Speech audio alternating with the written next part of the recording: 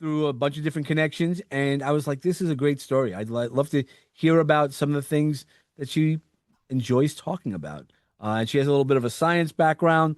I was like, well, I have that science background from working in intellectual property. I was like, let's connect and see how the magic gets made. How are you doing today, Carolyn? I'm good, thank you. How are you? I'm doing well. Good. So, why don't you introduce yourself a little bit to the audience, just who you are, and then we'll work from there. All right. Yeah, I'm as you said, I'm Carolyn Crocker. I have a doctorate in immunopharmacology, and that means the study or the effect of drugs on allergies in my case. So I did work with a few drug companies. I've also written a few patent applications, and I got to say, I would never want to do that again. But I understand that well, as I've prepared a few patent applications. but I am the daughter of two World War II survivors. They grew up in the Netherlands during the war, and they were children during the war. So that is what drew my attention to World War II. Yeah, and probably from their experiences is how you grew up, with those the epigenetics, right? All the things that have happened in our families continue the patterns and growing up during World War II in the Netherlands. I can't imagine what how they lived. What are some of the stories that they shared with you? Well, my father really didn't talk about his experiences during the war until he was in his 60s. And mom only told us the funny stories because mom's a little crazy. She's 91, she still is. God bless. And so she told us the crazy things she did, the funny stories. For example, one story she told me was about when she and her sister were bored and they said to their mother, in the middle of the war. Hey, we want to go out and play at the playground. And mom says, sure, go ahead. But if you see any bombers or you hear them, go and lie in a ditch. I don't know that I would have done that as a mother, but that's what she did. And so mom and her sister went to the playground. And sure enough, the bombers started flying overhead. And my mom said that they were playing on the teeter-totter or the seesaw. And her sister was at the top and mom was at the bottom. She jumped off. Her sister hit the bottom and it hurt her bottom. And she was angry and she ran home. And then mom told me about how she went and laid in a ditch and she could hear the bombers dropping the bombs on a building that had documents that they didn't want the Nazis to get hold of. It was the Allies who were doing the bombing. And well, she said she could hear the people screaming, and so that left her with a lifelong fear of fire. But when I was a child, she only told me about dropping her sister and her sister being angry. So Oh, yeah. it changed as I got older. Right. As we get older, we get to handle more of the stories that might have happened. Right. And I mean, the epigenetics I think is fascinating because certainly both my parents have shown some PTSD as a result of their Sure. childhood experiences. But also, I was reading about how the children of hunger winter survivors have certain characteristics. And I'm one of five kids. One of them is anxiety, and all of us deal with anxiety. Another one is depression, and certainly more than one of us deals with that. And then diabetes, and four of the five have diabetes. I'm the only one who doesn't. Wow. So that has been interesting to me. Of course, that is just one family, and who knows if that's scientifically valid, but it is interesting. No, it's very interesting. I mean, even how I guess your grandmother, uh, you know, go out and play in the middle of a war. I mean, what do you do with the kids? And and it was a different time, right? So if we use today's judgment on that time, it becomes oh my God, what was she thinking? Versus, how get out of my way, kids. I mean, I know I grew up in an era that my parents were happy when I went to go bike riding and cause whatever trouble, and as long as I had a quarter or two to make a phone call, they were happy if there was a problem, right? Right, right. And my grandmother was, she grew up without a mother herself. Mm. And so she was very adventurous, and she walked from Germany to the Netherlands, immigrated by herself Can you when she imagine was that? 17. Yeah. And I'm just, yeah, I mean, she was not sheltered and she didn't shelter her kids. Or maybe she did shelter her kids compared to the way she was raised. Right. And that's part of it is that's where that epigenetics comes in, is how we were taught. There's a lot of that that stays with us. That's why Holocaust survivors and, when they pass to their children, they don't intend on doing it. I know I've got past a lot of stuff that there was no intentions of Mm. what happens. But if you were protected, or if you needed to hide from certain things, you kind of pass that on intentionally or unintentionally. Yeah, I mean, one I thought was very interesting when I began speaking more with my mother as an adult instead of as a child. While I was growing up, she instilled in me a deep fear of men. And I just, I mean, I figured she was right. I mean, she's my mom, she would know. And I found that I was terrified. And it wasn't until my own boys became teenagers that I realized, you know what, men are people. Huh, they're not scary, they're just people. And then when I was going through her childhood with her, I suddenly realized where that came from. And it was because her father was involved in the resistance. And Mm. that meant that when planes were shot down over the North Sea, he would take in the pilots and then he would pass them down, the street to the next person to the next person until they would be put on a boat back to England. But he had three daughters. And so he taught the girls to be very cautious about these men who were living in their house. Yeah, that's reasonable, right? And then, not only that, a significant percentage of the Dutch population actually sided with the Nazis. And as my mother told me, these were people who spoke Dutch, they looked Dutch, but they would betray you. And so, again, the kids were instilled with this very healthy caution of anybody outside the family.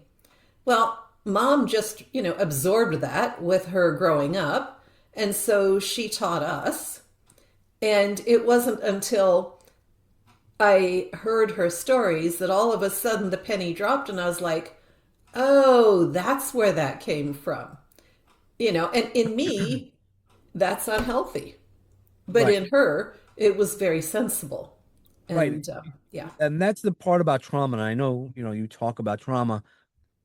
A lot of times we make the best decisions based on how we experienced it. That's how some of what trauma is. You and I might go through the same experience and feel differently, uh, but also be able to cope differently because of our backgrounds and that part of that learning that we had.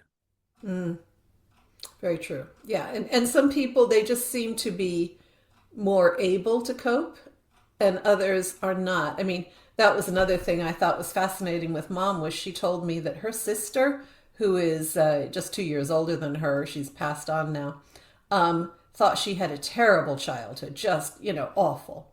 Mom said she had the best time of her life growing up during a war. Just very different people. Sure.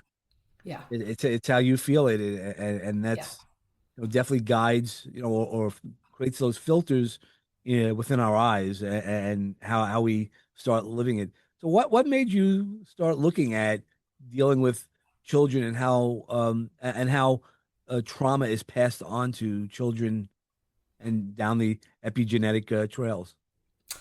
Yeah, just not just epigenetics, but actually the way they are taught by their parents. My husband and I took in teenagers when we were living in Iowa, and that made me very interested in why do some kids seem to cope and other kids don't. With being abused, Mhm. some kids just seem to be so broken that you just can't there's nothing you can do to help them, and others they do well with it. And then I began learning more about my parents growing up. When my dad passed, I wanted to distract mom from her grief because sometimes that's not a bad plan. And so I wrote down all the funny stories she told me when we were growing up, and I showed it to her. And I said, "Hey, mom, what do you think? Is that going to make a book?" And she said, "You left out most of it." And I said, "Well, you didn't tell me most." And then she began telling me the more difficult parts of her growing up. And so we worked on that together during COVID, and published Brave Face in, I think it was what it was it 22, I think it was, yeah, 2022. And then I thought, oh, I'd like to write about my dad, but I don't have any information because he was already gone. And then I began digging and found lots and lots of information, letters from his father and a book written by his mother, and, stuff that his brother had written, and just lots. And found, oh, I can actually write a very accurate book about him. And so Unforgivable came out in 24, I think it was. And so, yeah, so that has really intrigued me to know, okay, how did these people cope, and why did dad, when he had such unforgivable things done to him, how did he grow up to be a decent human being, and why? And just to investigate that, and I think I did find the answer, so that was fun. Well, that's always good when you start. Did you feel any sort of level of healing for yourself after you found some of those hidden, or the hidden trails along the way? The reason why I asked that question is when I was doing some work on myself, I also went back into my family to figure out the patterns that in a lot of ways needed to be broken and or looked at differently, and kind of given people grace who made some poor choices early on, and move where I can move forward for me. Did you find anything like that? I think, yeah, to some degree, yes, because as I understood more of why my parents did what they did, I was able to deal with what they did. And that obviously helps if you actually understand why a person does what they do. Sure. That helps. And also, it helped me to realize, oh, these are perhaps not healthy behaviors. And again, they were behaviors that I learned because, because my parents, well, that was healthy for them. Right. So, Right. yeah, It was their coping mechanisms, and as you know, there's no guidebook to be a parent. We're no, all for most of the time. Even your grandmother saying go play out, and when you see the bombs leave, that we're all doing the best we can with the resources we have, and the ways that we learned through our own experiences.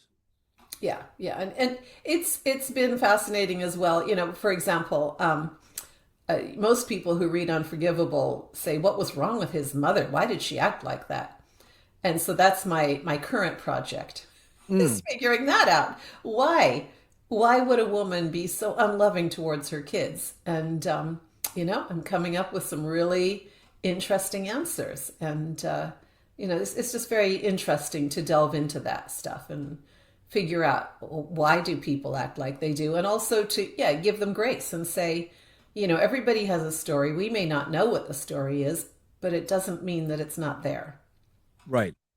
And so, not to get hurt sometimes by the way somebody behaves, and to realize it's not all about me. In fact, very little is about me. Yep. You know, That's a hard nugget for us it, all to learn, it that is. a lot of times when people react to things, it's not about us. We might feel it's about us, but it's not. Very little. Just very little is about us, right? It's everybody, it's all about them. So, yeah. So I know, I mean, you've had a full life, but you also, which I love talking about, is you're a big philanthropist. You worked with some not for profits.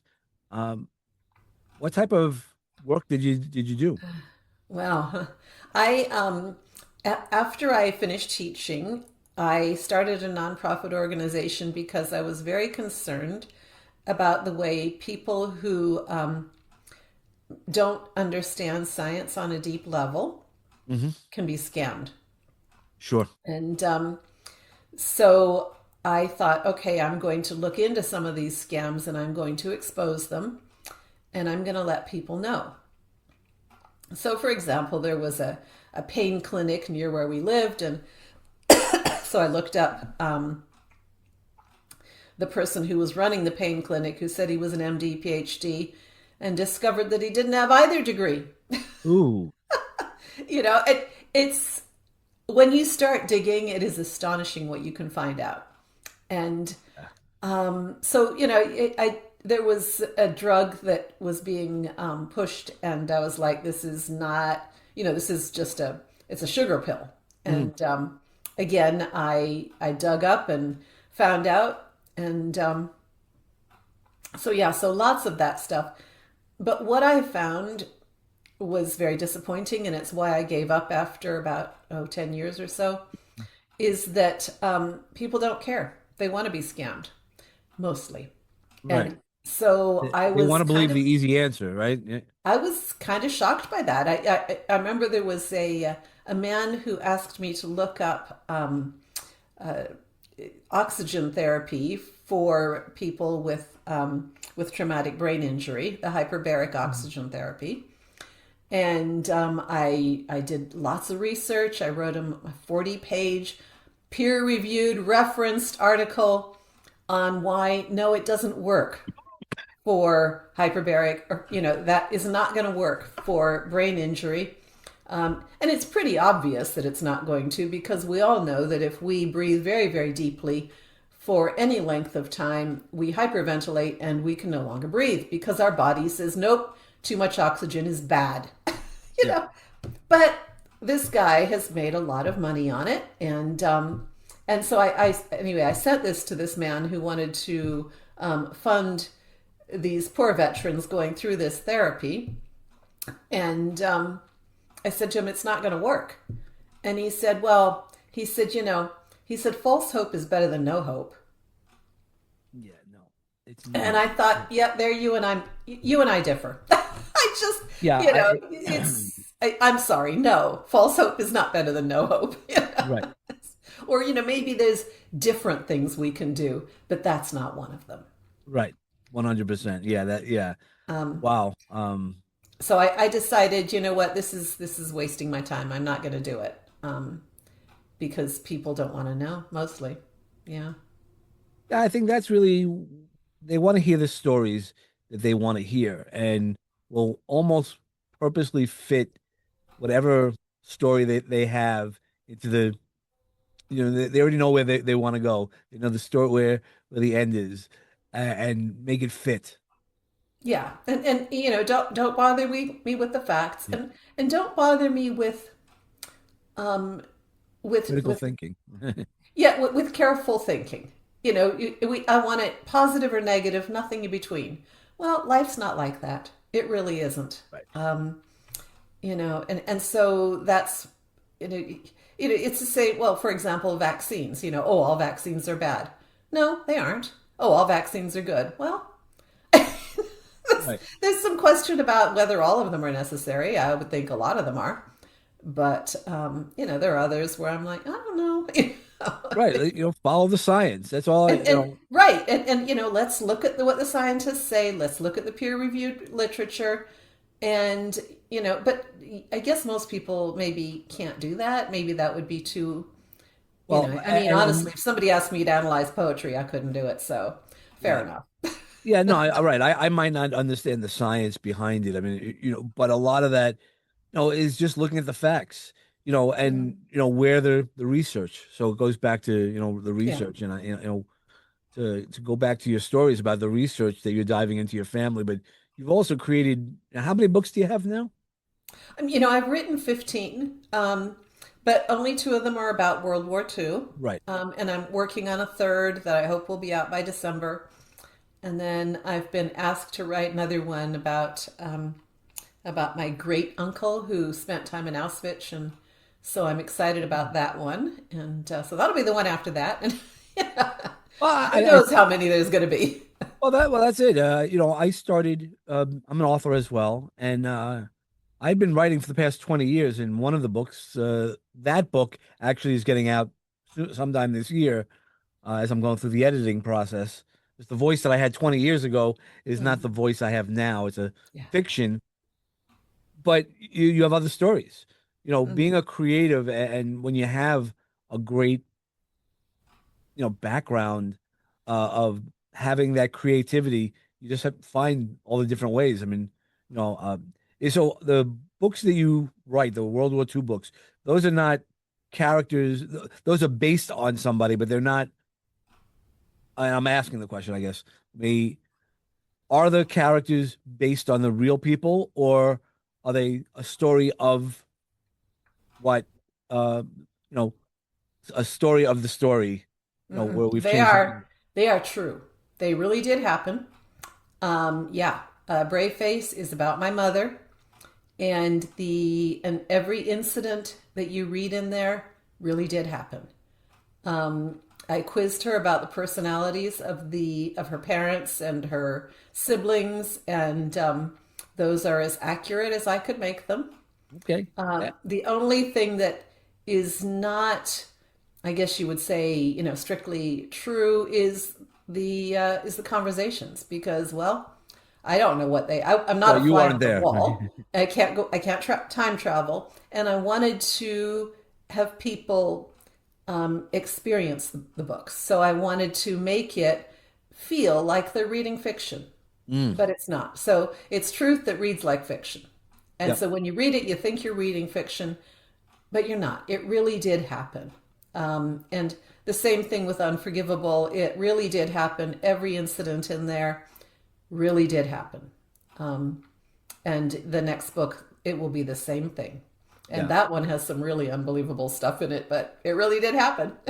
Yeah. No, and that's I do some ghostwriting, and that's exactly what I did. I sat with somebody who had experienced.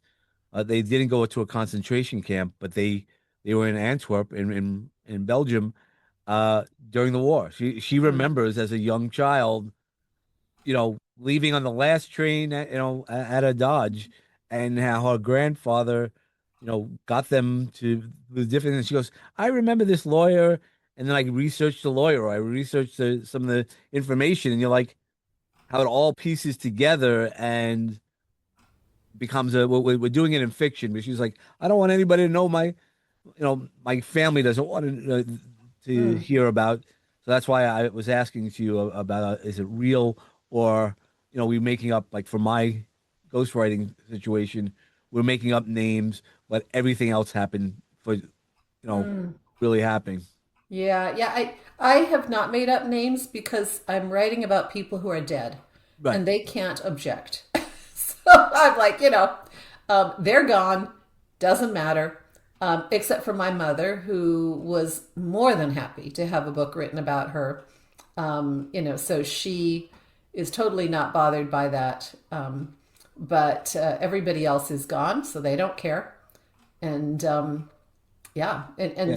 and I would be very hesitant about writing about people who are still alive, just simply because, and I mean, they say, and well, that's been my experience as well. Your own family doesn't read your books anyway, so you Well, might as well write about them because they'll never know. But well, that's how we started it. She goes, my family doesn't want to hear my stories anymore. they're not going to read them anyway. So I said, okay, would you like to switch the book up a little bit? And then that way it's not your story. So this is a story I wrote. They might have a chance of reading it. She goes, that's a great idea. I go, great. All right. Whichever way you want to go, it's easy to go. And she loved the idea. And it Yeah. was funny. There was a few times that she didn't have all the facts, but it was like going through Ellis Island and things like that. So I Mm, said, I researched, and she goes, no, no, that's not what happened. I go, well, I didn't know. I mm, haven't gone through Ellis Island. And then she was able to fill it in. I go, yeah. we're just making it up. She goes, no, no, but I can tell you what happened. And it's Yeah. become one of I in a way I don't want the book to finish because I'm Mm, having such a great time, but it's also given me things that she says, yeah, you could talk about that, but not part of my book. And and that's where I'm like, oh, there's some great stories, not mm, knowing, things that happened during World War II. and how it really happened and the stories. Yeah, yeah, it's fascinating. I mean, so I just went on a research trip, and for the book I'm writing now, and I met with the well, it's a distant relative anyway, and she just in passing told me about how her father was so angry with the person who betrayed them to the Nazis, and his wife and kids all died, and how he went to him afterwards and was going to take vengeance, but then he didn't. He just, told him what happened, and then the man committed suicide. Oh, Well, the thing that I thought was fascinating was I had suspected that that was the person who betrayed them, but I didn't actually have evidence of that. And then I asked someone to look him up, and she said, well, he was investigated, but he was not shown to be working for the Nazis. And I was like, okay, maybe that was not the person. And then this relative just comes out with his name. And I'm like, oh my gosh. So I've just had this confirmed. Yes, that was the person who did it. And wow. so, that kind of stuff is just so interesting to, and then, well, she also gave me a packet of information. And in it, there was a letter from someone written in 1954 about my great great grandfather. And I just, really interesting stuff. So, Right. That's, that's really where the diamonds are, right? In those yeah. little areas, you get one letter that might give you completely either align with that book or a different book along the way. Yeah, I'm going to have to do a lot of editing because I thought the book was done, but no, it's not. So, Yeah. yeah, I'm going to have to do some changes. It's all right. So this new book, and I don't want to go into detail this until I mean, love to talk to you about it afterwards. So you have some family that had gone to Auschwitz, and the type of trauma that must have kind of put onto the family Yeah. at some point. Yeah, I do. Yes.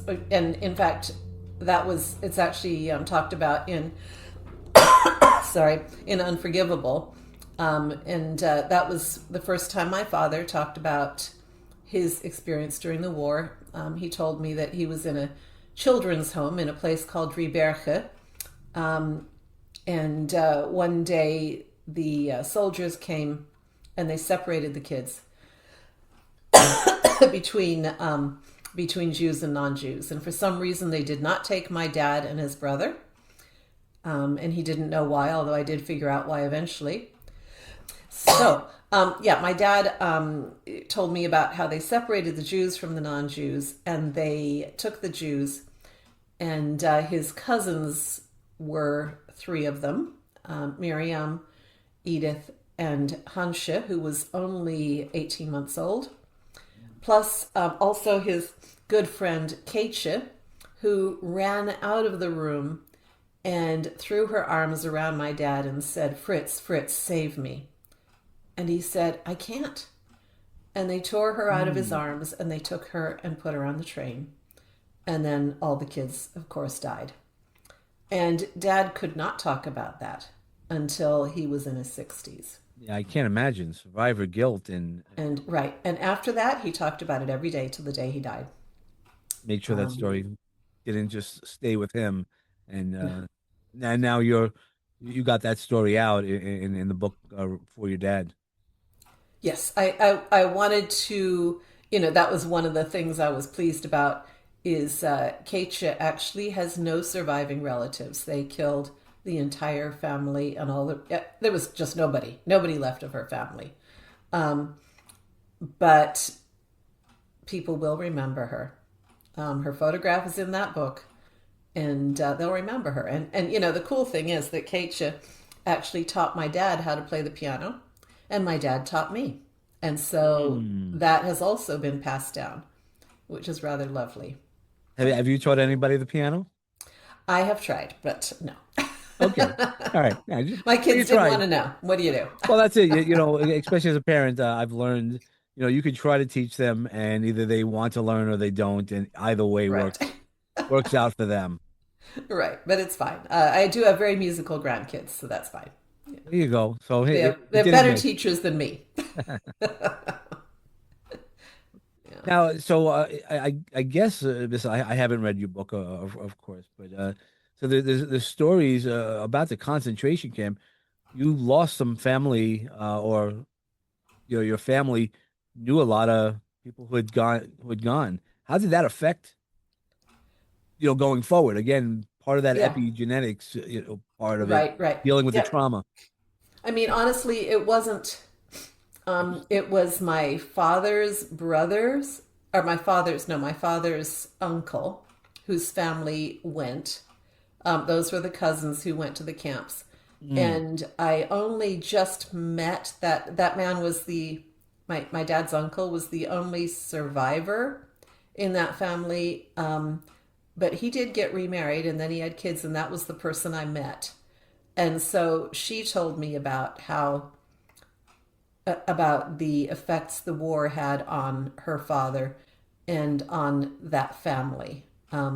And I'm still getting information about that, and that'll be in the next In book. future book, yeah, yeah. Yeah, a future book. But Yeah. so when you hear some of those things, how tough is it to write those emotionally difficult stories, or even the stories that aren't so difficult, to make sure you have the right emotion in the story? Yeah, I mean, honestly, Unforgivable, where Dad was put in this children's home during the war, and afterwards his mother didn't want him with his brother. I had to take breaks from writing Mhm. because it was so painful to just live that story again, and to live it through through the writing of it.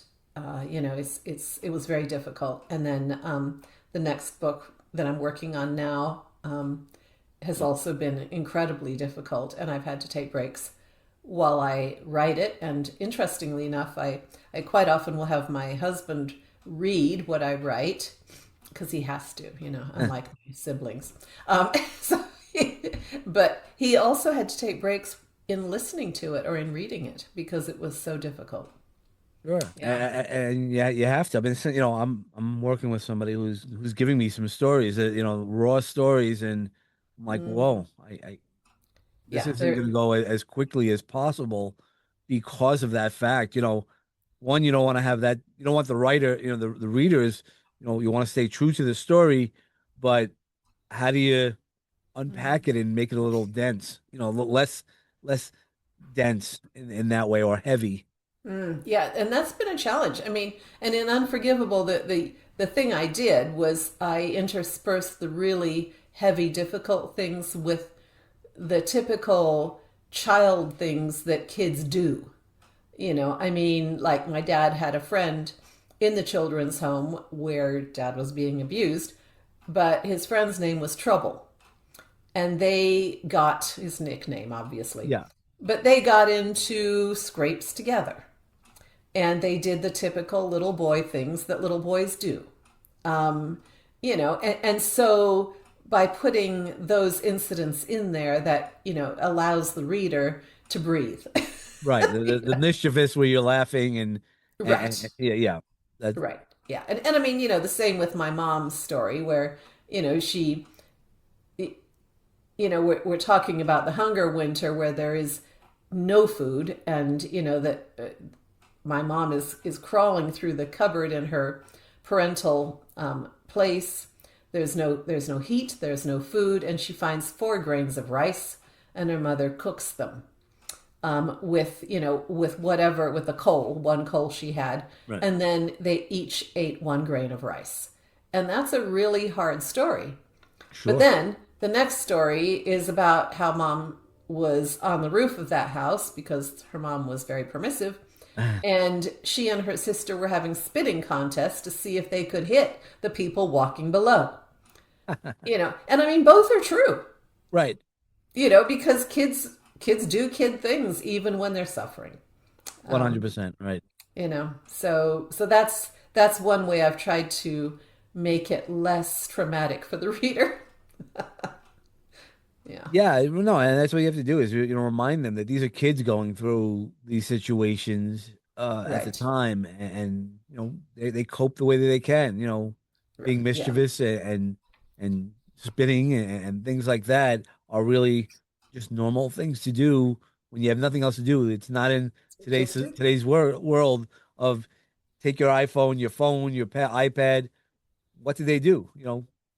All the traditional games that they played or the ways that they focused. Yeah, yeah, things that they did. Yeah, yeah. So I always we're going to start rounding up the episode. But I always like to ask the question of stepping into the magic garden, and as an author, how do you balance? Let me explain the magic garden a little bit, so that way you get a feel for it. Sorry. Okay. Yeah. Well, I want you to step into the magic garden. But the magic garden is, I want, you've given us a lot of things to think about and some stories. I like to plant a seed, and it doesn't mean the seed is going to grow today. It might be something that the audience will hear and it'll grow fine, a little further. So, as an author, how do you gather the stories in your head? Do they come to you, or do a lot of them start out at lived experiences? Because I write truth, I don't have to make up stories. The only thing I do have to do is imagine when that happened. Like, where were the people? How did they come into the room? What did they look like? Mhm. And so I have to do that. But as far as actually making up a story, I don't have to do that because these things really did happen. Um, and so that's just, I guess, easier and harder both because I do need to do an awful lot of research to find out what really did happen. Right. Uh, yeah. Th- How much do you enjoy the research? I'm coming from, I guess, a science background Yeah. that, that's what I like to do as well. While I don't come from a science background, but I want to know all the lines, how it lines up to go. Yeah, it's totally engrossing. I find it absolutely fascinating to do the research and to figure out what happened, and just to realize, oh, this is, yeah. I mean, well, for example, one thing, like I said, I just was on this research tour, and one of the things that I knew was that when the war started, my grandmother went out on the balcony to see why she was hearing, airplanes overhead, and then she could hear bombing. And her friend, she reported, said, "Oh, come back inside because you have to put on your house coat. You're in your pajamas." And my grandmother thought, "Well, who cares? I'm in my pajamas and war's starting." Well, my thought was right away, well, hang on, balconies are at the back of the house. At least the houses in the Netherlands that I'd seen, the balcony was at the back. Hmm. And I was like, why would she care if she's in her pajamas at the back of the house? And why would she look? And then, so I went to the place where it happened. And oh, the balcony was at the front of the house. Oh, And so, just little things like that, I find really fascinating to see. Oh, that's where she was in her pajamas. And, well, so, I think that right. That's why traveling is so incredible to see, and especially when you're an author and to know the locations and to have that intimate relationship that way, to be able to pick up the the details in a way that you just can't imagine it out. yeah, there's just so much more than you would expect. And so that's just very interesting.